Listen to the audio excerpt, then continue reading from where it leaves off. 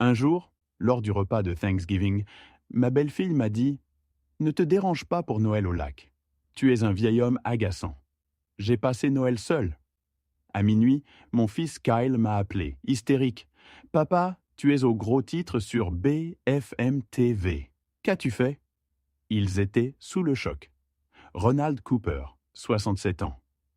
Ancien magistrat du parquet national financier, spécialisé dans les crimes financiers pendant 38 ans, je vis à ma retraite depuis 2019 dans ma maison au bord du lac d'Annecy. Je pêche, restaure des meubles, collectionne les romans policiers. J'avais tort de croire que la retraite serait ennuyeuse. Mon fils Kyle, 41 ans, était un bon gamin. Je me souviens de ses 7 ans, courant vers moi à mon retour de Lyon. Tout a changé il y a 5 ans, quand il a rencontré Alicia Welch à Lyon. Belle, soignée, elle utilisait son sourire comme une monnaie. Mes 38 ans à poursuivre des criminels m'ont appris à la déchiffrer. Ses yeux calculaient avant de parler, froids même en riant aux blagues de Kyle, cherchant toujours plus utile. La première fois que Kyle l'a amenée au lac d'Annecy, elle a photographié la maison, posant des questions sur sa superficie, sa valeur, la date d'achat. Juste par curiosité, avait-elle dit avec son sourire étudié. En apprenant que je l'avais achetée en 1992 pour 340 000 euros et qu'elle valait 2,4 millions aujourd'hui, ses yeux s'illuminèrent. Kyle a cru que c'était pour la vue. Ils se sont mariés 6 mois après. Alicia a insisté pour une cérémonie intime, signifiant qu'elle ne voulait pas dépenser pour ma famille. J'ai tout de même payé le dîner de veille de mariage. 12 000 euros dans un restaurant fusion à Lyon, où les portions étaient minuscules par rapport au prix. Les allusions ont commencé. Commentaires sur le fardeau d'une grande maison à mon âge, questions sur mon testament déguisées en sollicitude. Elle suggérait même que je déménage dans un appartement à Lyon, plus près d'eux. Le marché immobilier d'Annecy est incroyable en ce moment. Je souriais et changeais de sujet. Kyle devenait un étranger.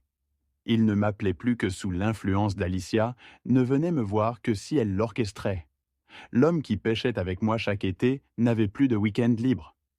Alicia a un événement? Ou Alicia a prévu un voyage? Toujours Alicia. Je suis resté silencieux. 4 décennies de carrière m'avaient appris la patience. J'observais, attendant que Kyle se réveille. Puis vint Thanksgiving. La veille, Kyle m'a appelé. Papa, Alicia s'excuse d'avoir été distante, elle est très stressée. Nous aimerions venir pour le repas, amener les enfants, pour de vraies vacances.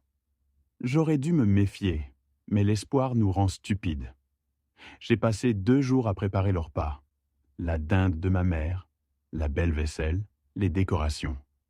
Les anciennes chambres des enfants étaient prêtes, au cas où. Ils sont arrivés en fin d'après-midi. Lisa et Jacob, mes petits-enfants de 12 et 9 ans, ont couru vers le lac excités. Kyle suivait, portant un vin coûteux. Alicia, en robe de créateur, n'a rien apporté. Le dîner a commencé agréablement. Les enfants parlaient, Kyle évoquait ma pêche. Alicia, souriante, jouait la belle fille charmante, un masque que j'avais trop souvent vu au tribunal. J'ai commis l'erreur de mentionner Noël, suggérant de revenir pour les fêtes traditionnelles. La pièce se refroidit. Alicia posa sa fourchette. « Oh, Ronald, dit-elle avec dégoût, il faut qu'on te parle, ne te donne pas la peine de venir pour Noël. Tu es un vieil homme ennuyeux et les enfants veulent de vraies vacances. Pas tes histoires barbantes et tes livres poussiéreux. » Kyle pâlit, fixant son assiette. Les enfants restèrent immobiles. Kyle serra la mâchoire, sans dire un mot. Quelque chose se déclencha en moi, non pas du chagrin, mais une décision irrévocable. « Je vois, » dis-je doucement, pliant ma serviette. « J'apprécie votre honnêteté. Passez une bonne soirée. » Alicia cligna des yeux, surprise. Kyle leva les yeux, la confusion et la culpabilité sur son visage, mais il ne dit toujours rien. Il ne me défendit pas, ne réprimanda pas sa femme. Ils partirent 20 minutes plus tard, Alicia joyeuse. Les enfants m'embrassèrent, confus et triste. Kyle marmonna une promesse creuse de m'appeler, sachant que ce serait vain sans l'ordre d'Alicia. Je les regardais s'éloigner, puis monter à mon bureau. Je me versai un whisky et m'assis face au lac, paré d'or et d'orange. Pour la première fois en 5 ans, je ressentis une clarté sur le mariage de mon fils, non de la tristesse. Ce qui terrifie les criminels, c'est quand un procureur sait où chercher. Je ne dormis pas de la nuit, resté dans mon bureau, mon whisky intact. L'insulte ne m'atteignit pas. J'avais connu pire. Ce qui me préoccupait, c'était le schéma. Les mots d'Alicia rejouaient sans cesse, révélant d'autres motifs. Des mois de commentaires et d'allusions ignorées. C'est une propriété de valeur, Ronald. Difficile à entretenir à ton âge. As-tu pensé à l'avenir de la maison? Les droits de succession sont brutaux. Kyle a dit que tu n'avais pas de fiducie révocable. Tu devrais en avoir une. Nous connaissons un excellent avocat. Je pensais qu'elle n'était qu'une femme cupide attendant l'héritage. Mais le lendemain matin, quelque chose me tracassait. J'ai fait ce que j'avais fait pendant 38 ans. J'ai examiné les détails. Kyle et Alicia louaient leur maison à Lyon. Kyle avait mentionné l'année dernière qu'ils économisaient pour un acompte. Avec son salaire de gestionnaire d'assurance, 78 000 €, et celui d'Alicia, directrice des relations publiques, environ 50 000 €. Leur revenu combiné était d'environ 130 000 €. Pourtant, Alicia roulait en BMW X 5 flambant neuve, 68 000 €, portait des sacs Prada et des chaussures Louis Vuitton.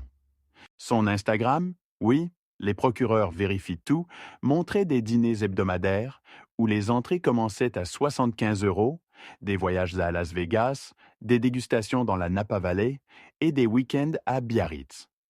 Les chiffres ne correspondaient pas. J'ai ouvert mon ordinateur portable et, comme toujours, j'ai commencé mes enquêtes financières par les réseaux sociaux. Le profil Facebook d'Alicia, très mis en scène, montrait des photos d'elle à des galas de charité et à des événements de collecte de fonds pour la Light of Hope Foundation. Le site web professionnel de la fondation, dédié à l'aide aux sans-abri de Lyon, indiquait Alicia comme directrice exécutive et Kyle comme trésorier. Elle prétendait avoir collecté 340 000 € en 2 ans. Ce vieux picotement familier à la base de mon crâne, que j'éprouvais quand les chiffres ne correspondaient pas, est revenu. J'ai passé 2 heures à fouiller, trouvant leur formulaire 990, la déclaration fiscale publique que toute organisation à but non lucratif doit soumettre au service des impôts. Selon le formulaire 990, la Fondation n'avait collecté que 89 000 € et non 340 000, soit un écart de 251 000 €. Je me suis adossé à ma chaise, fixant les chiffres. 38 ans à poursuivre les crimes financiers m'avaient appris que lorsque les chiffres ne correspondent pas, ce n'est jamais une erreur. C'est un système. Je me suis souvenu de Véronica Morales. Nous avions travaillé ensemble au service des impôts dans les années 2000. Elle était redoutable et traitait la fraude fiscale comme une insulte personnelle. Elle avait quitté le service il y a 5 ans pour ouvrir son agence d'enquête privée à Lyon. J'ai retrouvé son numéro. « Ronald Cooper », répondit-elle. « Incroyable, je te croyais retiré au lac d'Annecy. »« Presque. J'ai besoin de ton aide, officieuse et rapide. » Un silence. Quel genre d'aide? Une enquête financière sur une organisation à but non lucratif. Possible fraude. Affaire du parquet national financier? Pas encore. Je veux juste savoir si la retraite m'a rendu paranoïaque. Qui est la cible? J'ai fermé les yeux. Ma belle-fille et peut-être mon fils. Ah, sa voix s'est adoucie. Tu veux me raconter? Je lui ai donné la version abrégée. L'insulte du repas de Thanksgiving, leur train de vie incompatible et l'écart dans les chiffres de la fondation. « Envoie-moi tout ce que tu as, » dit Véronica. « Je vais y jeter un œil. S'il y a quelque chose, on le trouvera. » Merci. Ronald, es-tu sûr de vouloir faire ça? Si on prouve qu'ils sont coupables, c'est ton fils. J'ai regardé le lac, sombre et agité. C'est précisément pourquoi je dois le faire, dis-je. Il a choisi le mauvais camp. Quelqu'un doit lui montrer qu'il y a des conséquences. Après avoir raccroché avec Véronica, j'ai appelé Gerald Bishop, un ancien collègue du Parquet national financier, désormais avocat d'affaires à Lyon. Il défendait ironiquement les criminels que nous poursuivions autrefois. Je lui ai demandé, hypothétiquement, les exigences pour une organisation à but non lucratif. Il a listé formulaire 990 pour le Parquet national financier, déclaration d'information au Parquet national financier, renouvellement annuel. Tu lances une œuvre de bienfaisance? Je me suis contenté d'une curiosité sur la conformité. Ronald, tu n'es jamais juste curieux, a-t-il noté. Tu enquêtes sur quelqu'un. Quand ça explosera, appelle-moi, je t'aiderai. Ce soir-là, dans mon bureau, j'ai consigné sur un bloc-notes tout ce que je savais. Les remarques d'Alicia sur ma fortune, ses achats de luxe, et les incohérences entre le site web de la Fondation et leur déclaration fiscale. En haut de la page, j'ai écrit ma maxime. Quand les chiffres ne correspondent pas, ce n'est pas une erreur. C'est un système. Après 127 affaires de blanchiment, je connaissais les variations de l'escroquerie. Les fausses œuvres de bienfaisance étaient un classique. Détourner les dons pour un usage personnel, masqués par des sociétés écrans, de faux honoraires ou des frais administratifs gonflés. Si Alicia menait une telle escroquerie, elle aurait laissé des traces. Il fallait juste les trouver. Le lac, complètement sombre devant ma fenêtre, était parsemé de minuscules lumières lointaines. J'ai pensé à Kyle enfant, à sa foi en la justice, à ce garçon de 8 ans qui avait insisté pour s'excuser et payer de sa poche la fenêtre d'un voisin qui l'avait cassée.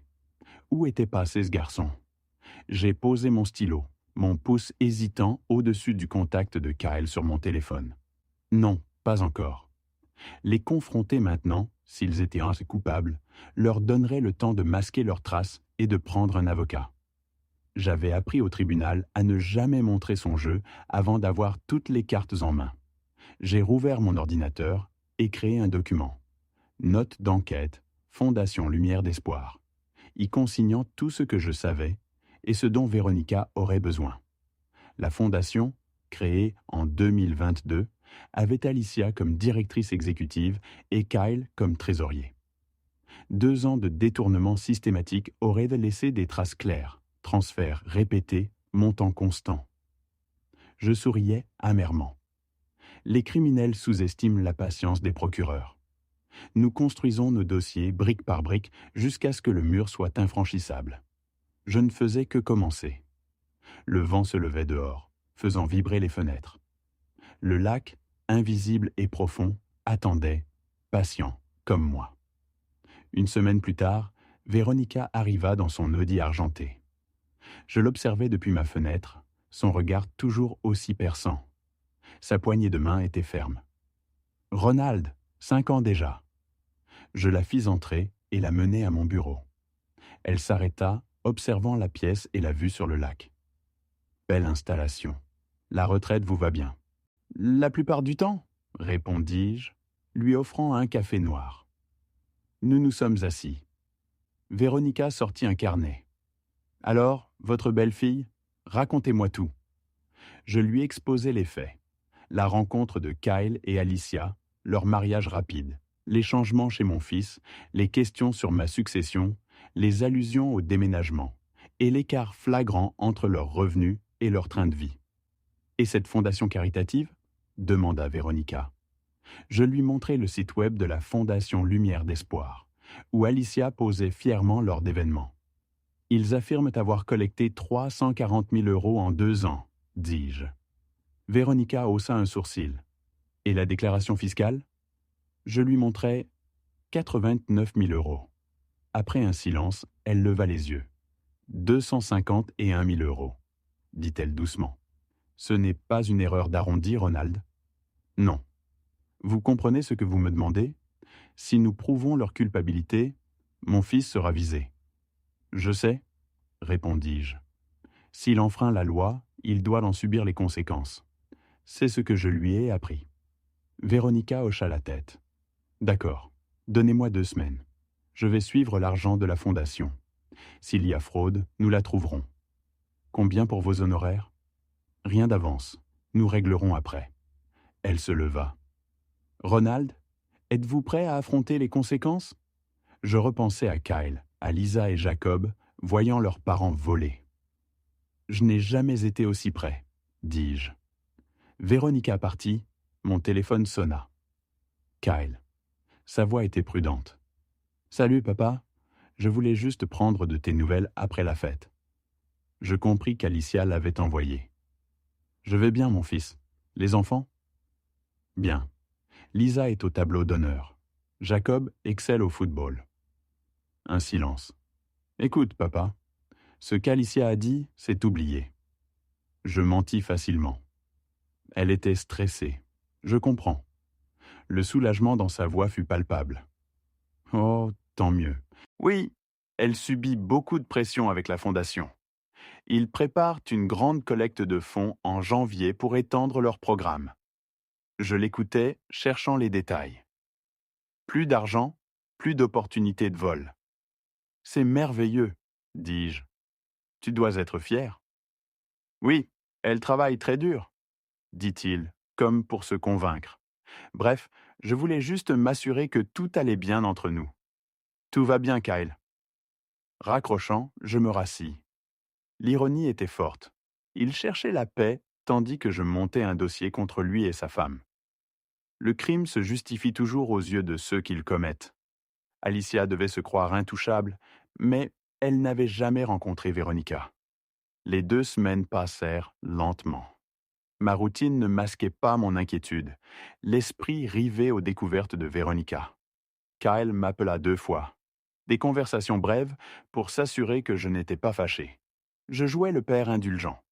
Le soir du 13e jour, un SMS de Véronica. Gros truc, demain. Je ne dormis pas.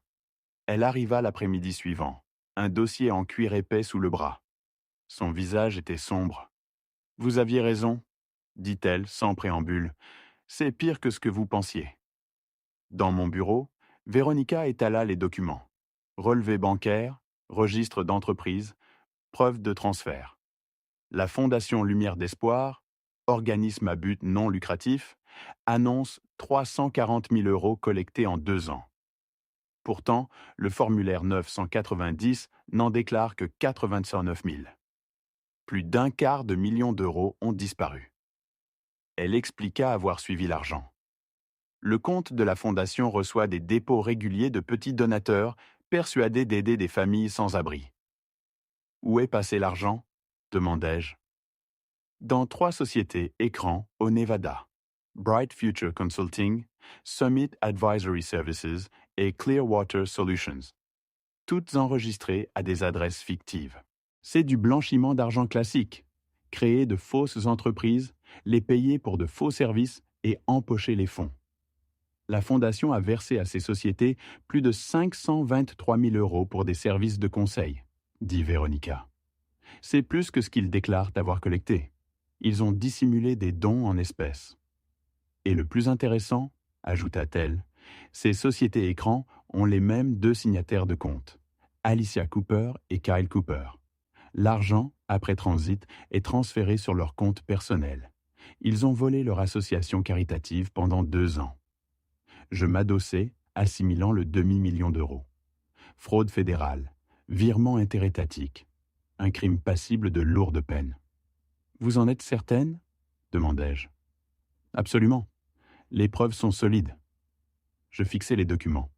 Le nom de mon fils sur des entreprises fictives, des relevés prouvant qu'il aidait Alicia à voler des donateurs. Une fraude systématique. Quand était-il devenu cet homme? À quoi pensez-vous? Demanda Véronica. J'ai passé 38 ans à envoyer des gens en prison pour ce genre de crime. Si quelqu'un d'autre m'apportait ces preuves, ce serait une affaire fédérale. Et parce que c'est votre fils? Précisément, je dois être absolument certain. Pouvez-vous prouver l'intention?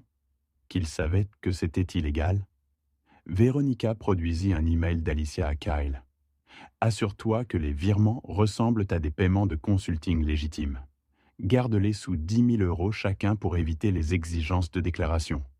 Nous devons être intelligents avec ce structuring. Une preuve irréfutable de leur intention coupable. Une certitude froide m'envahit. Crime fédéral, dis-je. Fraude électronique, blanchiment d'argent, évasion fiscale. Que comptez-vous faire? Je regardais le lac d'Annecy, froid et impitoyable. Combien de temps pour compiler un rapport formel à présenter aux autorités fédérales? 3, peut-être 4 jours? Faites-le, dis-je. Incluez tout. Rendez-le si exhaustif qu'un procureur débutant obtiendrait une condamnation. Véronica étudia mon visage. Êtes-vous sûr? C'est votre fils, Ronald. Il n'y aura pas de retour en arrière. Je pensais à Kyle, devenu faible et complice, aidant sa femme à voler les plus vulnérables. C'est précisément pourquoi je dois le faire, répondis-je. Il a choisi le mauvais camp. Véronica partit. Je restai seul, la nuit tombant sur le lac, songeant à la suite. Il ne s'agissait pas de vengeance. Les exposer publiquement ne suffirait pas. Alicia Welch et Kyle trouveraient toujours un nouveau stratagème. Seule une action légale permanente, les envoyer en prison fédérale, mettrait fin à leurs agissements. 40 ans dans la poursuite m'avaient appris à séparer la justice du sentiment. La loi exigeait de dénoncer mon propre fils malgré la douleur. Le lendemain, j'appelai Gerald Bishop, un ancien collègue du bureau du procureur fédéral, devenu avocat de la défense. « Ronald Cooper, dit-il, 2 fois en 2 semaines, je devrais m'inquiéter? J'ai besoin de conseils, hypothétiquement. » Il rit. « Quelle est la situation ?» Je lui exposai le cas. Des preuves solides de fraude fédérale, d'escroquerie caritative, de blanchiment via des sociétés écrans, des virements interétatiques. Les coupables sont des proches. Famille. À quel point? Demanda-t-il. Famille proche. Cette personne songe à alerter les autorités fédérales. Gerald soupira. Je sais ce que tu fais, Ronald. Es-tu certain des preuves? Absolument. Car une fois le rapport déposé, tu perds le contrôle. Les procureurs fédéraux ignoreront les liens familiaux. Avec un taux de condamnation de 94,6%, ton proche ira en prison fédérale pour des années. Est-ce vraiment ce que tu veux? Je fixai le lac d'Annecy, où la glace commençait à se former. Ce que je veux, répondis-je, c'est que les criminels répondent de leurs actes. Ma carrière y est dédiée. Je ne ferai pas d'exception pour ma famille. Ce n'est pas une réponse, dit Gérald. C'est la seule que j'ai. Il garda le silence. D'accord, reprit Gérald. Si tu t'engages, fais-le correctement. Documente tout, assure la chaîne de possession et la légalité des preuves. La défense cherchera des failles, prétendra que les preuves sont viciées. Mon enquêteur privé, ancien des enquêtes financières du fisc, garantit que tout a été obtenu légalement. Parfait. Et lors de la soumission au FBI et au fisc, inclut une déclaration complète sur ta relation avec les accusés. Cela renforcera ta crédibilité, prouvant ton souci de la loi, non la malice. C'est logique. Une dernière chose, ajouta-t-il, sa voix plus douce. Es-tu prêt aux conséquences familiales? Une fois lancé, le processus est irréversible. Ton fils saura que tu l'as dénoncé. Cette relation sera rompue. Je songeais aux appels récents de Kyle, sans doute orchestrés par Alicia Welch pour protéger leurs intérêts. Cette relation a pris fin à la fête de Thanksgiving, répondis-je. Je ne l'avais juste pas encore acceptée. Les jours suivants, avec Véronica, je compilais un dossier inattaquable. Son travail était remarquable. Chaque transaction tracée, chaque société écran exposée, chaque mensonge documenté. La fausse fondation, censée gérer des refuges et banques alimentaires, n'avait jamais mené le moindre programme. Les 523 000 € collectés avaient tous fini dans les poches d'Alicia Welch et de Kyle, volés à ceux qui voulaient aider les plus vulnérables. Le dossier, structuré comme un acte d'accusation, contenait un résumé, une chronologie et des preuves accablantes, relevés bancaires, documents d'entreprise, e-mails et même des photos d'Alicia sur les réseaux sociaux, étalant un luxe incompatible avec ses revenus légitimes. J'ai rédigé la lettre de présentation détaillant mon passé de magistrat du parquet national financier et ma relation avec les sujets. J'y affirmais mon devoir civique, sans vendetta personnelle. La lettre concluait: Je mesure la gravité de ces allégations, surtout vu mes liens familiaux. Cependant, les preuves sont éloquentes. La loi doit s'appliquer à tous, sans exception. Le soir de l'achèvement, Véronica et moi étions devant les 2 épais dossiers destinés à l'IRS et au bureau du FBI de Lyon. « C'est béton », assura Véronica. « Ils donneront suite », répondis-je. Après 40 ans, avec le parquet national financier, je connaissais leur intérêt. Fraude interétatique, blanchiment d'argent, évasion fiscale, le trio gagnant. Quand vas-tu les soumettre? Je regardais les dossiers. Une fois transmis, pas de retour en arrière. Kyle et Alicia seraient enquêtés, inculpés et condamnés. La prison fédérale, sans libération conditionnelle, signifiait de longues années. Mon fils, en prison, à cause de moi. Bientôt, dis-je. Véronica, sur le pas de la porte, se retourna. Ronald, tu fais ce qu'il faut. Des gens comme Alicia ne s'arrêtent que si on les arrête. Quant à Kyle, la prison pourrait le réveiller, lui donner une chance de devenir l'homme que tu as élevé. Seul avec les dossiers, mon téléphone sonna. Kyle. Il me proposa de venir à Lyon pour Noël, ajoutant qu'Alicia voulait se racheter après Thanksgiving. Je perçus leur tentative de s'assurer que mon testament restait inchangé. « C'est gentil, » répondis-je, « mais je passerai Noël ici, au bord du lac. » Sa déception, sans doute celle d'Alicia en arrière-plan, fut palpable. Il suggéra alors qu'ils viennent. « Voyons nos emplois du temps, » éludai-je. Nous parlâmes des enfants, une façade de normalité, comme si sa femme n'était pas une criminelle et lui son complice. Après avoir raccroché, je relus le résumé du dossier du FBI. Les preuves étaient irréfutables, l'affaire inattaquable. N'importe quel procureur s'en saisirait. Je refermai le dossier. Le téléphone sonna, un numéro inconnu. C'était Shannon Clark, avocate à Lyon, que Kyle m'envoyait pour la planification successorale et une fiducie pour mes petits-enfants. C'était clair. Il cherchait à sonder ma succession. Je répondis que ma planification était déjà réglée. Elle insista sur une révision ou les options de minimisation. « J'apprécie, mais je suis en ordre », rétorquai-je. Je souris sombrement après avoir raccroché. Ils me croyaient naïf et manipulable. Ils n'avaient aucune idée de ce qui les attendait. Je passai la soirée à organiser ma documentation. Chronologie, enregistrement de conversations avec Kyle et Alicia, capture d'écran des posts d'Alicia, ma déclaration sur les incohérences et l'embauche de Véronica. Il s'agissait de me protéger. Gérald avait raison. La défense prétendrait que j'avais fabriqué des preuves par dépit. Je devais prouver la légalité et la sincérité de mes actions. À minuit, tout était prêt. 2 jeux de preuves complets, ma documentation complémentaire et les lettres de présentation. Il ne restait qu'à les livrer. Contemplant le lac sous la pleine lune, magnifique et trompeur comme Alicia, je me remémorais ma carrière. 127 affaires de blanchiment, des centaines d'accusés. Jamais je n'avais faibli. La justice était la justice. Pourquoi fléchirais-je maintenant? Mon téléphone vibra. Un message de Kyle. « Merci de ta compréhension pour Noël, papa. On t'aime. » Ces mots me hantèrent. Était-ce sincère ou une manipulation de plus? Véronica et Gérald avaient été clairs.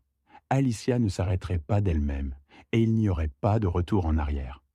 Je pris les dossiers, sentant leur poids. Demain, je déciderai. Même si ma décision était prise depuis longtemps, depuis que j'avais engagé Véronica, voire depuis qu'Alicia m'avait traité de vieil homme ennuyeux. Je compris alors comment je les paierais. Non par la colère, mais par la machine froide et méthodique de la justice fédérale, celle que j'avais actionnée durant 38 ans. Le lendemain, à l'aube, j'enfilai un costume gris foncé, le premier depuis ma retraite. Remettre des preuves aux agences fédérales exigeait les formes. Après un café, je m'assis devant les dossiers, vérifiant une dernière fois leur contenu. Relevés bancaires, documents d'entreprise, Transfert, preuves électroniques, rapport de Véronica, ma déclaration. Tout était parfait. À 9h40, je pris la route pour Lyon. 2 heures depuis Annecy. La radio éteinte, je voulais le silence. Le service des enquêtes fiscales se trouvait au centre-ville, dans un bâtiment fédéral anonyme. Avec le premier dossier, je m'approchais du comptoir. J'ai des preuves à déposer concernant une affaire de fraude fédérale, dis-je au garde. Il appela quelqu'un du service. Une agente, la trentaine, aux yeux vifs, descendit. Elle se présenta comme l'agent spécial Martinez. « Des preuves de fraude ?» demanda-t-elle. « Blanchiment d'argent, escroquerie caritative, plus d'1 demi-million d'euros. » Je lui tendis le dossier. Tout est documenté. Relevé, sociétés écrans, transfert, juridiction fédérale. Elle parcourut les pages, son expression passant de la surprise à l'intérêt. C'est très complet. J'ai été magistrat du parquet national financier pendant 38 ans, répondis-je. Je sais reconnaître un dossier solide. Elle vit mon lien avec les sujets dans la lettre. Votre fils et votre belle-fille ? Oui. Elle me dévisagea. Monsieur Cooper, s'ils sont poursuivis, ils risquent de lourdes peines. J'en suis conscient. Examinez les preuves objectivement, ne les rejetez pas à cause de mon lien. Tenez-vous-en aux faits. Elle hocha la tête. Nous examinerons cela. Si tout concorde, vous comprenez que cela ne pourra pas être annulé une fois l'enquête lancée ? Je comprends. Après l'IRS, je me rendis au FBI à Lyon. La procédure fut similaire. L'agent accepta le second dossier, posa les mêmes questions sur mon lien familial et me fit les mêmes avertissements. La loi s'applique à tous, rétorquai-je, y compris à la famille. Sur le chemin du retour vers Annecy, Kyle m'appela. « Salut papa, comment vas-tu » Il était 11h15. J'avais déposé les preuves moins de 2 heures auparavant. « Je vais bien mon fils, je faisais quelques courses. » Il enchaîna. « Alicia voulait t'inviter à une petite fête du Nouvel An avec des amis de la Fondation. Cette fausse organisation caritative qu'ils utilisaient pour voler. »« C'est gentil, » répondis-je, « mais je crois que je vais passer. Un Nouvel An tranquille à la maison me semble mieux. »« Oh, d'accord. » Il sembla déçu, ou Alicia en arrière-plan. « Si tu changes d'avis, fais-moi signe. » Après avoir raccroché, j'ai failli rire. Il n'avait aucune idée de ce que je venais de faire. Les 2 jours suivants s'écoulèrent lentement. Je tentais de maintenir ma routine, café, lecture, atelier, mais mon esprit restait à Lyon, avec les agents fédéraux. Au soir du 2e jour, un email de l'IRS arriva. Accusé de réception, ma soumission était acceptée pour enquête. Un dossier, IRSC I20-24847, était ouvert. Un enquêteur désigné sous 48 heures. Je fixai l'écran, le relus. C'était réel. 25 minutes plus tard, le FBI confirmait aussi la réception de mes informations, ouvrant une enquête préliminaire. Ils apprécièrent la documentation et me contacteraient si nécessaire. Je me calai dans mon fauteuil, observant le lac d'Annecy que le soleil couchant teignait d'orange et d'or. Une soirée magnifique. La vie de Kyle allait imploser, et il n'en savait rien. Cette nuit-là, le sommeil me fuyait. Allongé, je fixais le plafond, hanté par les conséquences. Les enquêteurs fédéraux allaient fouiller la fondation, éplucher les relevés bancaires, interroger les donateurs, traquer chaque euro. Ils bâtiraient un dossier. Accusation, arrestation, procès, prison. Mon fils en prison fédérale à cause de moi. Je me levai, pris le faucon maltais de Hamet, mais les mots ne prenaient aucun sens. Le téléphone sonna à 3 heures du matin. Kyle. « Papa, désolé d'appeler si tard, je n'arrivais pas à dormir. Je voulais entendre ta voix. » Il semblait stressé. « Qu'est-ce qui ne va pas ?» demandai-je. « Rien, enfin tout va bien, juste le travail. Alicia est stressée à propos de la fondation. Certains papiers ne collent pas, elle s'inquiète de l'audit. » Un audit ? Il devrait s'inquiéter de la prison fédérale. « Je suis sûr que ça va s'arranger, » lui dis-je. « Oui, tu as raison. » Il marqua une pause. Papa, je sais que les choses ont été bizarres entre nous, mais je veux que tu saches que je t'aime. Tu es mon père. J'apprécie tout ce que tu as fait pour moi. Ma gorge se serra. Je sais, Kyle. Bien. Je te laisse te rendormir. Je t'aime. Je t'aime aussi. Je restais là, le téléphone à la main. Il m'aimait. Il avait appelé pour ça. Dans quelques semaines, il saurait que je l'avais dénoncé et me haïrait. Mais c'était le prix de la justice. Le week-end et la semaine suivante s'écoulèrent dans une attente insoutenable.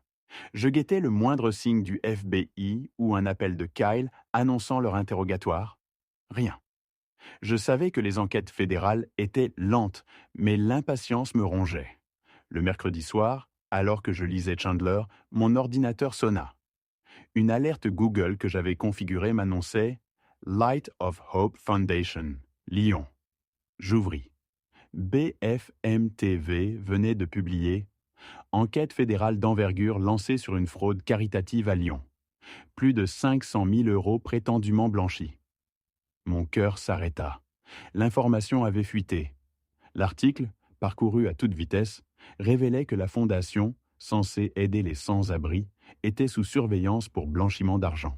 La directrice, Alicia Cooper, et le trésorier, Kyle Cooper, étaient soupçonnés d'avoir détourné plus de 500 000 € de dons via des sociétés écrans. Une photo d'Alicia, souriante, illustrait le papier. Il était 18h18, Kyle ne devait pas encore savoir. L'enquête était censée être confidentielle, mais la nouvelle était désormais nationale. 5 heures plus tard, à 0h01, mon téléphone explosa. Kyle. Je décrochai après 2 sonneries. « Papa ?» Sa voix était hystérique. « Tu regardes BFM TV ? On est sur BFM TV. Ils disent qu'on a volé de l'argent à la fondation, que le FBI nous enquête. » J'allumai ma télévision. Le présentateur lisait l'histoire. L'image d'une enquête sur une fraude caritative à Lyon s'affichait. « Je vois ça, » dis-je calmement. « C'est fou. Quelqu'un a inventé des mensonges et nous a dénoncés au FBI. » Kyle, le FBI n'enquête pas sur des mensonges. S'ils s'y intéressent, c'est qu'ils ont des preuves. Mais nous n'avons rien fait. À l'écran, des relevés bancaires caviardés révélaient de grosses sommes. Toi et Alicia, avez-vous détourné l'argent ? Un silence lourd. Ce n'est pas comme ça, dit-il, la voix brisée. Alicia a dit que c'était normal, que nous avions droit à des frais administratifs. C'est elle qui gère les comptes. Je signe juste là où elle me dit. 500 000 € de frais administratifs. Bien sûr, il avait signé. Kyle, tu dois prendre un avocat. Ne parle à personne sans représentation légale. Un avocat ? Papa, je n'ai rien fait de mal. Alors un avocat t'aidera à le prouver. J'entendis Alicia en arrière-plan. Je dois y aller, dit Kyle. Mais papa, ça va s'arranger, n'est-ce pas ? À la télévision, un analyste juridique évoquait les accusations potentielles. Fraude électronique, blanchiment d'argent, évasion fiscale, jusqu'à 20 ans de prison. Prends un avocat, Kyle, répétai-je doucement avant de raccrocher et d'éteindre mon téléphone. Je ne dormis pas. La couverture médiatique s'intensifiait sur BFM TV, puis d'autres chaînes. À 3 heures du matin, l'affaire était virale sur les réseaux sociaux. Escroquerie caritative à Lyon. Fraude de la fondation Light of Hope. Des internautes avaient compilé les publications Instagram d'Alicia. Photos de sacs de créateurs, dîners luxueux, vacances, les juxtaposant aux promesses de la fondation d'aider les sans-abri. Internet la déchiquetait. Rallumant mon téléphone à l'aube, je trouvais 43 appels manqués et 17 SMS, la plupart de Kyle. Ces messages suppliaient de rappeler, décrivant une Alicia paniquée et la peur de la prison. Je ne répondis pas, ne sachant que dire. À 8h30, Gerald Bishop m'appela, incrédule. Mon fils faisait la une sur BFM TV. Quand il comprit ma dénonciation, sa voix monta. « C'est ton fils !» Je justifiais avoir fait mon devoir de citoyen face à leur vol des dons pour les sans-abri. Gérald soupira, reconnaissant ma raison, mais me prévint, « Ils vont découvrir que c'est toi. Ils s'acharneront, prétendront que tu étais complice ou agi par rancune. » Je l'assurai d'avoir des preuves de ma découverte récente et dénonciation immédiate. « Tu as assuré tes arrières ?» commenta-t-il. « Je le fais toujours. » Il me conseilla de ne parler à personne sans avocat. Compris. Un café à la main, je repris ma place devant la télévision. Les matinales dénonçaient l'affaire comme particulièrement méprisable. Mon téléphone sonna. Shannon Clark, l'avocate de Kyle, et Alicia. Après avoir minimisé les accusations, elle me demanda une référence de moralité. Je refusai. Si Kyle a enfreint la loi, il doit en assumer les conséquences. Quand elle insista sur le fait que c'était mon fils, je lui répondis être conscient. Elle me demanda alors qui avait signalé l'affaire. « Vous devrez demander au FBI. » Je raccrochai, pensant que ses clients devraient réaliser que les membres de la famille avaient aussi une conscience. En milieu de matinée, l'affaire prenait de l'ampleur. Une chaîne locale de Lyon interrogeait des donateurs de la Fondation Lumière d'Espoir, choqués et trahis. « Nous leur faisions confiance », sanglotait une femme âgée. « Nous pensions aider les gens. » Mon téléphone vibra. Un SMS de Kyle. « C'est toi, n'est-ce pas? Tu nous as fait ça. » Je lui répondis, « Vous vous êtes fait ça à vous-même. J'ai juste veillé à ce que les conséquences vous rattrapent. » Sa réponse fut immédiate. « Je te déteste. » Je posai le téléphone, mon regard se perdant sur le lac d'Annecy, gris et impitoyable sous le ciel de décembre. Un autre SMS, cette fois d'Alicia, m'accusait d'avoir falsifié les documents par rancune après le repas de fête. « Nous allons le prouver », menaçait-elle. Je ne répondis pas. Quel essai! Chaque preuve était authentique et légalement obtenue. À 14h30, Gerald me rappela. Shannon Clark l'avait contacté, prétendant que j'avais fabriqué les preuves par rancune. « Qu'elle le prétende, » répliquai-je. « Les preuves parlent d'elles-mêmes. » Elle voulait me faire témoigner sous serment pour établir un parti pris. « Très bien, dis-je. Je témoignerai que chaque document est authentique et légalement obtenu. » Gerald me mit en garde. « Une fois que tu auras témoigné, la rupture familiale deviendra un dossier public. » Repensant au « je te déteste » de Kyle, je répondis « La rupture familiale est déjà officielle. » Ce soir-là, les informations locales rapportèrent une perquisition du FBI à la maison de Kyle et Alicia à Sacramento. Des images montraient du doigt des agents emportant des cartons. Alicia, défaite, apparut un instant par la fenêtre. Kyle, à la porte, tenta de nier, mais les mots fermes d'un agent le firent s'effondrer. Mon fils était détruit, sa vie terminée. Je ne ressentais rien, ni satisfaction, ni culpabilité, juste la froide certitude que justice était faite. À 21h, un SMS de Kyle arriva.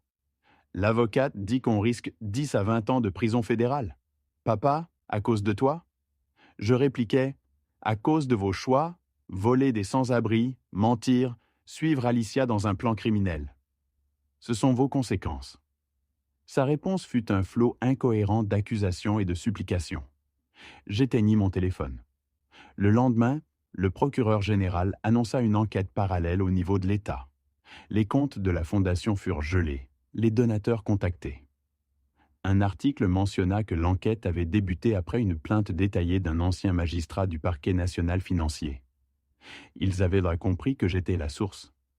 Mon téléphone rallumé affichait un message d'Alicia. « Espèce de vieux bâtard vindicatif, tu as détruit la vie de ton fils pour une insulte à table. Quel monstre es-tu » Je le supprimai. Puis, un SMS de Kyle. L'avocate dit que notre seule option est un accord de plaidoyer, admettre notre culpabilité. Alicia pourrait prendre 8 à 10 ans, moi 4 à 6. Prison fédérale, papa. Et les enfants? Qu'arrive-t-il à Lisa et Jacob? Mes petits-enfants étaient innocents. Quand Kyle et Alicia iraient en prison, je devrais agir. J'appelai Gérald. J'ai besoin du meilleur avocat pour la garde d'enfants. Garde? Ronald? Fit Gérald, surpris. Quand Kyle et Alicia seront condamnés, Je demanderai la garde temporaire de Lisa et Jacob.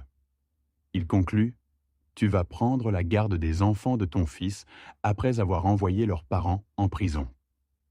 Mes petits-enfants sont innocents. Ils méritent la stabilité, dis-je. Gérald soupira. C'est complexe. Je vais trouver cet avocat. Cet après-midi-là, Kyle m'envoya son dernier message. Ils viennent nous arrêter demain, veille de Noël. Le FBI a contacté notre avocate. Papa, tu as fait ça. J'espère que tu es content. Je n'étais pas content, mais certain. Je lui répondis, tu as fait tes choix. Les enfants seront pris en charge. J'y veillerai. Sa seule réponse, je ne te pardonnerai jamais. Je posai le téléphone. Le lac était sombre. Demain, veille de Noël, mon fils serait arrêté. Je passerai les fêtes seul, ayant détruit ma famille au nom de la justice. La maison était silencieuse et froide. Le lendemain, veille de Noël, je me levai tôt. La télévision couvrait le scandale de la fondation. Fraude, les visages de Kyle et Alicia partout, les analystes discutant des peines potentielles. Mon téléphone affichait un SMS de Gérald. Leur avocate a appelé. Kyle et Alicia s'envolent pour Las Vegas cet après-midi pour échapper au cirque médiatique. Le FBI est au courant. Ils fuyaient Sacramento, les journalistes et les voisins qui savaient. Je vérifiais les horaires. Vers midi, Gérald m'appela. Un contact au FBI de Lyon l'avait informé d'arrestations imminentes, veille de Noël, la fuite médiatique les ayant forcés. À l'aéroport, précisa-t-il, Kyle et Alicia avaient des billets pour un vol Southwest cet après-midi. Le FBI les y attendrait. Mon cœur se serra. Le vol de 18h20, l'arrestation à la porte d'embarquement, serait probablement filmée. « Ronald, tu vas bien ?» Mon fils allait être arrêté à la télévision nationale la veille de Noël. « Je vais bien, » répondis-je. Après avoir raccroché, je restai assis à contempler le lac. De la glace bordait le rivage, ses cristaux captant la lumière. Magnifique, paisible, trompeur. À 16 heures, je ne pus plus résister. Je conduisis jusqu'à l'aéroport, longeant des stations illuminées. Je me garai et entrai dans le terminal, animé par les voyageurs des fêtes. J'achetai un café sans envie et trouvai un siège avec vue sur la zone d'embarquement Southwest. J'attendis. À 16h40, je les vis passer la sécurité. Alicia portait des lunettes de soleil, tentant de se cacher. Kyle semblait hagard, pâle, n'ayant pas dormi. Chacun traînait une petite valise, fuyant vers Vegas. Ils se dirigèrent vers leur porte. Je les observais de loin, dissimulés derrière un journal. Alicia regardait autour d'elle nerveusement, sursautant à chaque agent. Kyle marchait comme un homme allant à son exécution. Ils s'assirent à la porte B7. Alicia défilait nerveusement sur son téléphone, tandis que Kyle fixait le vide. À 17h10, 4 agents fédéraux s'approchèrent. Je vis le moment exact où Kyle et Alicia comprirent. « Kyle Cooper, Alicia Cooper », résonna la voix de l'agent principal. Alicia se leva si vite que son téléphone tomba. Kyle devint rigide, figé. Les agents montrèrent leurs insignes. FBI. Vous êtes en état d'arrestation pour fraude électronique, blanchiment d'argent et violation de la loi fédérale sur le commerce interétatique liée à la Fondation Lumière d'Espoir. Le visage d'Alicia passa de l'effroi à la fureur et à la panique. « C'est ridicule, nous n'avons rien fait !» s'écria-t-elle. L'agent, professionnel et ferme, lui intima de se calmer. Kyle ne dit rien. Kyle resta là, vacillant comme si le sol s'était dérobé sous lui. L'agent commença à leur lire leurs droits. D'autres passagers les observaient, téléphone levé. Alicia craqua. « Arrêtez d'enregistrer, c'est privé !» Elle se tourna vers les agents, hurlant « C'est une erreur, mon beau-père, Ronald Cooper, a fait ça. Il a falsifié des documents, il ment. » L'agent l'interrompit. « Madame, nous avons un mandat fédéral signé par un juge. Ce n'est pas une erreur. » Un agent sortit des menottes. La réalité les frappa. Ces entraves de métal n'étaient ni symboliques ni théoriques. Veuillez vous retourner, ordonna l'agent. La façade parfaite d'Alicia s'effondra. Sa voix devint stridente, désespérée. Non, vous ne comprenez pas. Nous allions tout arranger, tout rembourser. Kyle, dis-leur. Kyle parla enfin, à peine un murmure. Papa savait. Il savait d'une manière ou d'une autre. L'agent le menottant marqua une pause. Votre père a fait le signalement? Kyle hocha la tête, le visage défait. Il nous a dénoncés. Je les vis alors que les menottes se refermaient. Alicia pleurait, des sanglots bruyants d'humiliation publique. Sa façade parfaite s'était effondrée, cheveux en bataille. Kyle, lui, paraissait brisé, la tête basse, complètement vaincu. La foule les reconnaissait. Téléphone levé, la scène bientôt virale. Les agents les emmenèrent. Alicia cherchait une échappatoire du regard. Kyle marchait comme dans un cauchemar. Ils passèrent près de moi. Son regard croisa le mien. J'y lus la reconnaissance, la trahison, le chagrin, la rage, l'acceptation. Ils savaient que j'étais là. Les agents les guidèrent vers un véhicule fédéral. Je restais immobile, mon café refroidissant, les regardant disparaître. Le terminal retrouva son calme, comme si rien ne s'était passé, sauf que mon fils était en détention fédérale la veille de Noël, à cause de moi. Je repris la route vers le lac d'Annecy au coucher du soleil. Le ciel s'embrasait d'orange et de violet sur les montagnes. Les lumières de Noël scintillaient. Mon téléphone sonna alors que je garais ma voiture. Ronald, c'est Gérald, c'est fait. Ils sont en garde à vue au centre de détention fédérale de Renault. La mise en examen est prévue dans 3 jours. La libération sous caution sera refusée. Risque de fuite, accès aux fonds volés. Il marqua une pause. J'espère que ça en valait la peine. Ma maison, sombre et vide, m'attendait sans décoration ni famille. Moi aussi, répondis-je. À l'intérieur, je me versai un verre de vin. Je ne pouvais lire. Dehors, la première neige tombait, douce et silencieuse, recouvrant tout de blanc. Je pensais à Kyle, dans sa cellule froide à Reno, à Alicia, sans doute en pleurs, à Lisa et Jacob, chez la mère d'Alicia, effrayés et qu'incompréhensifs. Mon téléphone vibra. Un SMS de Véronica. Vu les nouvelles, arrestation faite. Ça va? Je répondis. Justice a été rendue, c'est ce qui compte. Mais seul dans mon bureau, regardant la neige de la veille de Noël, je me demandais si c'était vraiment le cas. J'avais gagné, la loi avait agi, des criminels étaient arrêtés. Mais pourquoi avais-je l'impression d'avoir perdu? Le matin de Noël, silencieux et gris, je me réveillais tard, pensant à Kyle à Reno, son premier Noël en prison, loin de ses enfants. Je me fis un café et m'assis dans mon bureau. La maison, mon refuge, me semblait un isolement trop grand, trop silencieux. Sur mon bureau, une photo de Kyle enfant, souriant avec son camion rouge. Je cherchais dans ce visage innocent la trace du criminel qu'il était devenu. Mon téléphone vibra. Un SMS de Gérald. Première audience après-demain. Ils restent en détention. Caution refusée, risque de fuite et fonds non déclarés. Je répondis « Joyeux Noël, bien reçu ». Un autre SMS de Véronica. « Joyeux Noël, Ronald. Tu as fait ce qu'il fallait. Je sais que ça ne rend pas les choses plus faciles. » Je ne répondis pas. Mon téléphone sonna vers midi. Une voix de femme, tendue, se présenta. « Dorothy Welch, la mère d'Alicia. J'ai Lisa et Jacob ici. » Je répondis. Elle fit une pause. J'entendis des voix d'enfants. Les enfants demandent où sont leurs parents. Lisa a vu les nouvelles en ligne, et je ne sais comment leur expliquer. Je fermai les yeux. Lisa et Jacob étaient assez grands pour comprendre et avoir peur. Dites-leur la vérité, conseillai-je. Leurs parents ont fait de mauvais choix financiers et ont maintenant des problèmes avec la justice. Sa voix se brisa. Mais ils demandent s'ils les reverront. À 73 ans, je n'ai ni l'énergie ni les ressources pour m'occuper d'eux, à long terme. Je comprends. Son ton s'aiguisa.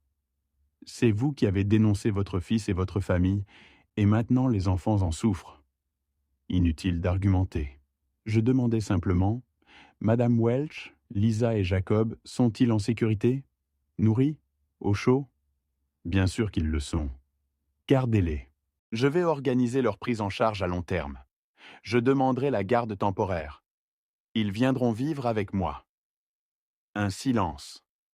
Vous détruisez la vie de leurs parents et voulez prendre les enfants?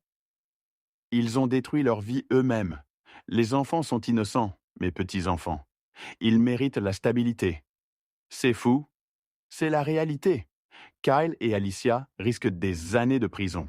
J'ai les moyens, l'espace et le droit légal en tant que grand-père paternel pour m'occuper d'eux. Un long silence, puis doucement. Ce sont de bons enfants, ils ne méritent pas ça. Non, mais je veillerai sur eux. Après avoir raccroché, j'appelai Gérald. J'ai besoin du meilleur avocat en droit de la famille. Je demande la garde temporaire d'urgence de mes petits-enfants. Ronald, êtes-vous sûr? L'image, après avoir envoyé leurs parents en prison? L'image m'importe peu. Lisa et Jacob ont besoin de stabilité maintenant. Pouvez-vous m'aider? Il soupira. Je vais passer quelques appels. Mais Ronald, ça va être compliqué. Les tribunaux pourraient remettre en question vos motivations. L'avocat d'Alicia pourrait s'en servir comme preuve d'intention malveillante. Qu'ils essaient. J'ai les preuves d'avoir découvert la fraude et de l'avoir signalée. Mes actions étaient pour la justice, pas par querelle familiale, et le bien-être des enfants est primordial. D'accord? Quelqu'un vous contactera aujourd'hui. Merci. L'après-midi, je listais leurs besoins. Transferts scolaires, dossiers médicaux, thérapie. Les chambres d'amis devaient devenir leur chez-soi.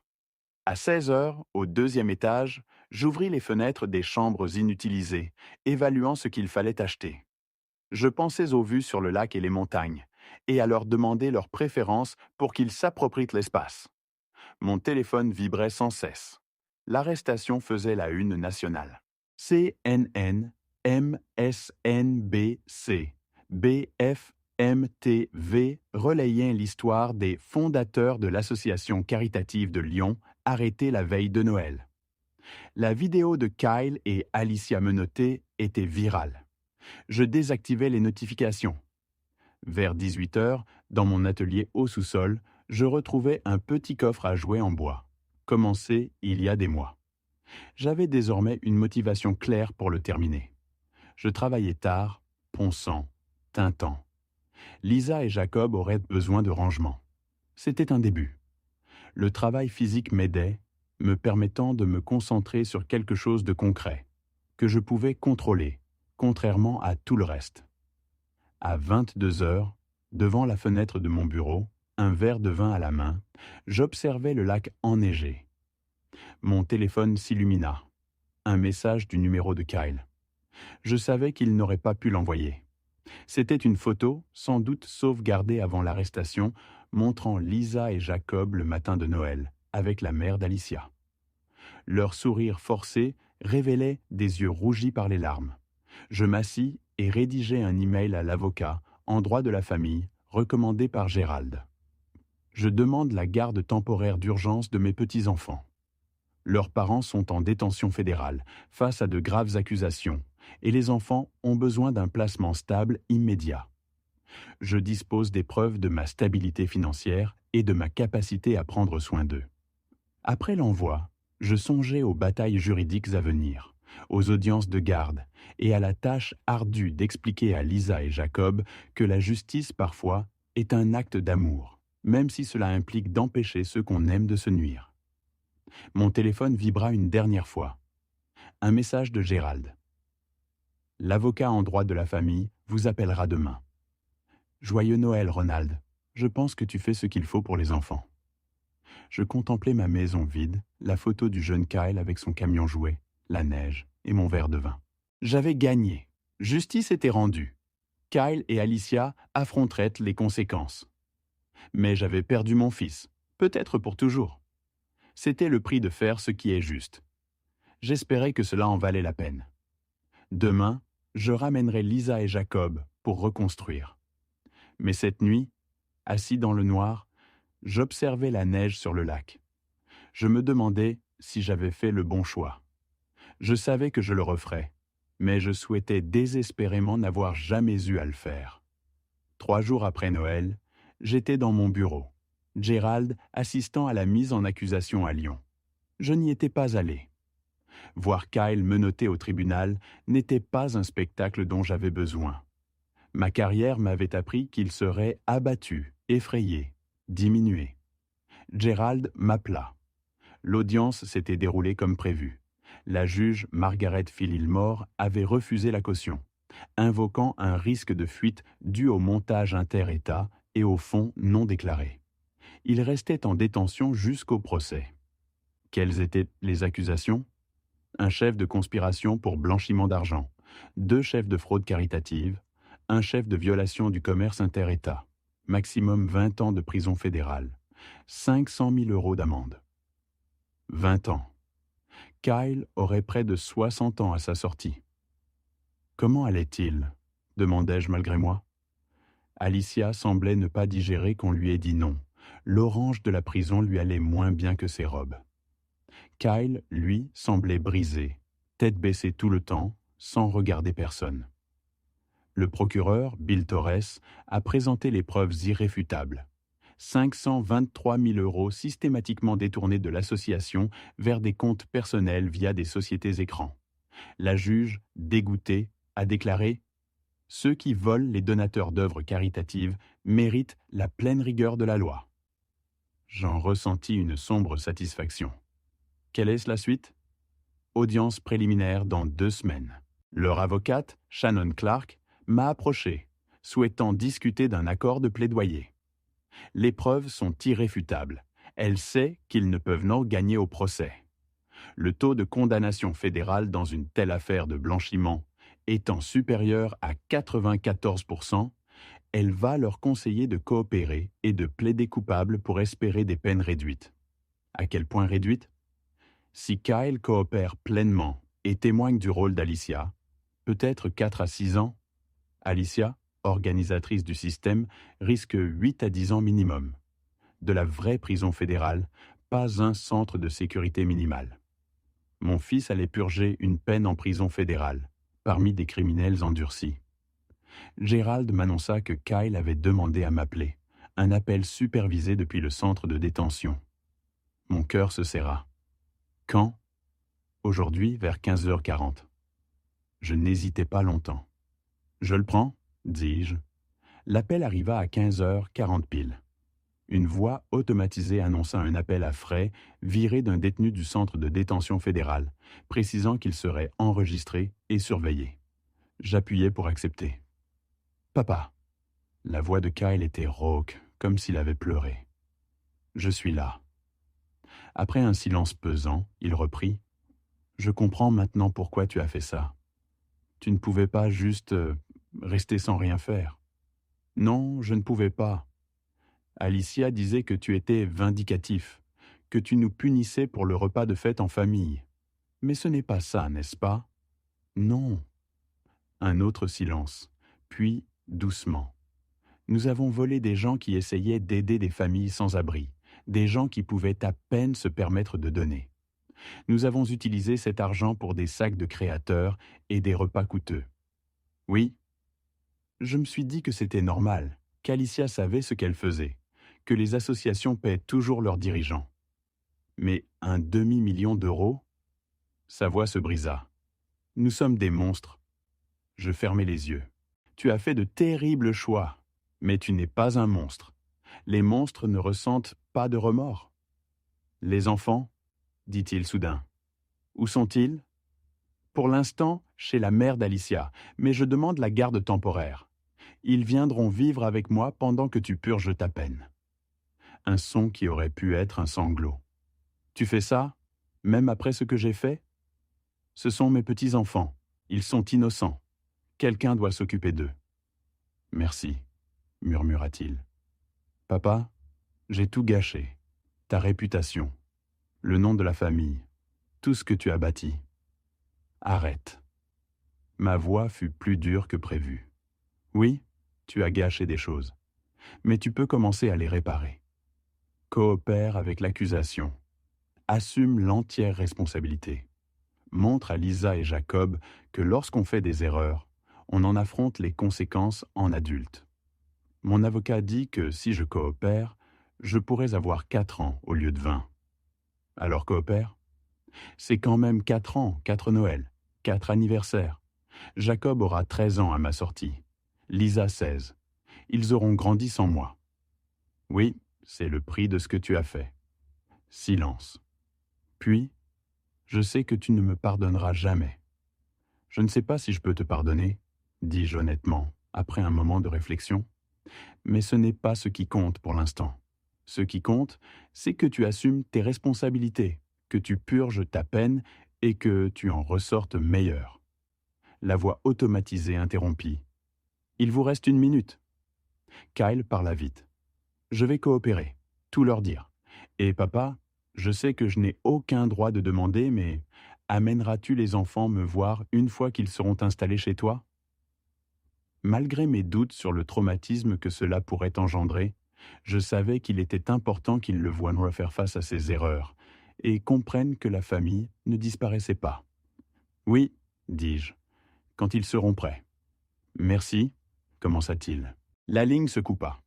Je restai longtemps, le téléphone à la main, le regard vide.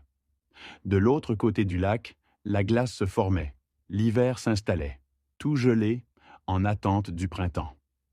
L'audience de garde fut organisée en 2 semaines. Les services sociaux inspectèrent ma maison et ma situation, s'assurant de ma capacité à offrir un foyer stable. Ils m'interrogèrent pendant 3 heures sur mes motivations et mes projets pour mes petits-enfants. Monsieur Cooper, dit l'assistante sociale, Patricia Chen, vous comprenez que vous avez dénoncé votre fils et votre belle-fille pour des crimes fédéraux. Certains pourraient te douter de la pertinence de prendre la garde de leurs enfants. Certains le pourraient, concédai-je. Mais Lisa et Jacob ont besoin de stabilité. Je suis leur grand-père. J'ai les moyens et la volonté d'offrir un foyer sûr et aimant. Les crimes de leurs parents ne changent pas mon amour pour eux. Elle prit des notes. Et vous êtes préparés au défi? Ils seront traumatisés, en colère, confus. Je suis préparé. Peu après le Nouvel An, Lisa et Jacob emménagèrent de chez moi. Dorothy Welch, la mère d'Alicia, les conduisit depuis Lyon. Froide, elle me parla à peine en les confiant. Je ne pouvais pas la blâmer. Les enfants se tenaient dans mon entrée avec leurs valises. Lisa, 12 ans, aux cheveux sombres comme Kyle, me regardait d'un œil grave et las. Jacob, 9 ans, aux traits d'Alicia, mais plus doux, semblait égaré. « C'est votre maison maintenant, leur dis-je. Vos chambres sont à l'étage. Décorez-les comme vous voulez. » La voix de Lisa fut nette. « Pour combien de temps ? » ?»« Jusqu'à la sortie de vos parents. Nous trouverons une solution ensemble. Pour l'instant, vous êtes en sécurité ici. » La première semaine fut brutale. Lisa pleurait la nuit. Je l'entendais. Jacob parlait à peine, errant comme un fantôme. Il mangeait du bout des lèvres, évitait mon regard, me traitant comme un gardien de prison. Je n'ai pas forcé la conversation, me contentant d'établir une routine. Petit déjeuner à 8 heures, école, je les avais inscrits à Annecy, dîner à 18 heures, devoirs, lecture avant le coucher. La 4e nuit, Jacob apparut à la porte de mon bureau. « Pourquoi avez-vous fait ça ?» demanda-t-il sans préambule. Je posai mon livre. « Vos parents ont enfreint la loi en volant l'argent destiné à aider les autres. Je ne pouvais laisser cela continuer. C'était difficile, car ce sont vos parents. Mais aimer ne signifie pas laisser faire le mal. » Il réfléchit. « Aimez-vous toujours mon père ? » ?»« Oui. »« Alors pourquoi l'avez-vous envoyé en prison ? » ?»« Parce qu'aimer quelqu'un, c'est parfois le tenir responsable. Votre père a fait de mauvais choix. Il doit en assumer les conséquences. Mais mon amour pour lui et pour vous demeure. » Jacob hocha lentement la tête, sans ajouter un mot. Le lendemain matin, il mangea tout son petit déjeuner. Mi-janvier, l'audience de détermination de la peine eut lieu. Kyle et Alicia avaient accepté des accords de plaidoyer. Coopération totale contre une réduction. Gérald y assista et me communiqua les résultats. Kyle écopa de 4 ans, Alicia de 8. Chacun devait également verser 260 et 1500 euros en dommages et intérêts, la moitié des fonds volés. Kyle semblait soulagé que ce ne soit pas 20 ans. Alicia paraissait toujours incrédule.